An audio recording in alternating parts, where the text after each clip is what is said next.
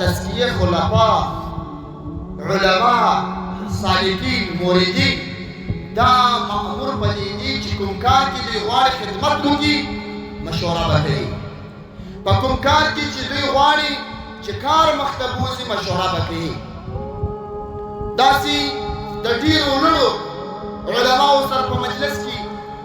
تقریبا څو موده مخکې یو ځای مجلس کې ناست وو یو شیخ صاحب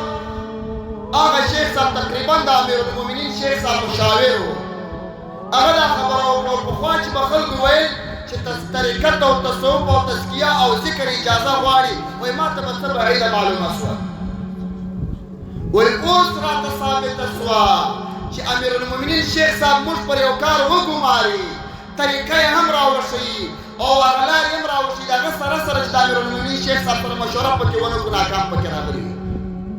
کار هم راته وسپاري او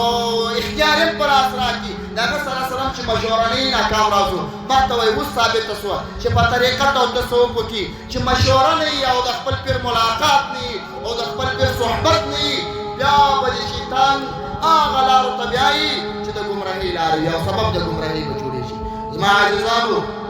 مشوره یو عظیم حیثیت لري او د رسول الله صلی الله علیه وسلم